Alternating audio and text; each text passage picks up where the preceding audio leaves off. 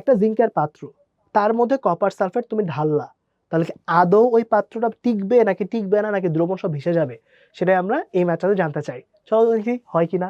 তাহলে এই পাত্রের মধ্যে এবার যখন কাজ করব, 10টা পাত্র, দ্যাট মিন জিঙ্ক, এই জিঙ্ক নিয়ে আমরা ডিল করতেছি, এর মধ্যে কপার সালফেট সলিউশন আমরা রাখতে চাই। তাহলে জনগণ এখানে মনে রাখতে হবে, যখনই আমরা এইভাবে কাজ করব তখন আমাকে ই নট সেল বের করতে হয়।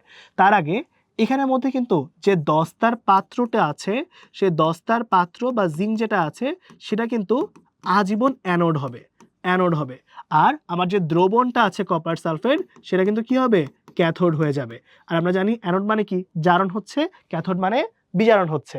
তাহলে জনগণ ই নট সেল বের করে ফেলে চলেন। তাহলে এবার ই নট সেলের সূত্রটা হচ্ছে ই নট নিব, যেহেতু পাত্র হিসেবে কাকে নিলাম, জিঙ্কে, জিঙ্কে জারণ হবে, তাই জিঙ্ক থেকে জিঙ্ক 2+ বসাচ্ছি।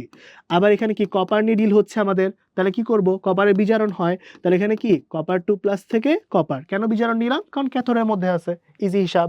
তাহলে চলো এবার উপর থেকে ভ্যালু বসাই দিই। তাহলে কি হইলো, এখানের মধ্যে জিঙ্ক থেকে জিঙ্ক 2+ যা আছে তাই বসিয়ে দিব আমরা, আবার এখানেও কপার 2+ থেকে কপার যা আছে তাই বসিয়ে দিব আমরা। তাহলে চলো জনগণ এটা যদি বসিয়ে দেই, তাহলে কি 1.1 ভোল্টেজ হয়ে যায়। তাহলে আমরা সবাই জানি ই নট সেল যদি পজিটিভ একটা ভ্যালু দেয়, তার মানে কি ওইখানে কিন্তু বিক্রিয়াটা হয়ে যাচ্ছে। এখন বলো, বিক্রিয়া যদি হয়ে যায় জনগণ, তাহলে কি জিঙ্ক পাত্র একদম ক্ষয় হয়ে চলে যাবে না? তাহলে কি আর পাত্রে দ্রবণ রাখা যাবে? না, অবশ্যই না। তাহলে মনে রাখবো ভাইয়া, যেহেতু পজিটিভ একটা ভ্যালু আসছে, তাহলে কি এই পাত্রের মধ্যে, এই পাত্রে দ্রবণ রাখা যাবে না। কিন্তু জনগণ যদি এটা ভ্যালু নেগেটিভ আসতো, তাহলে কিন্তু আবার পাত্রে দ্রবণ রাখা যেত। দেখলা খুব ইজি না ব্যাপারটা?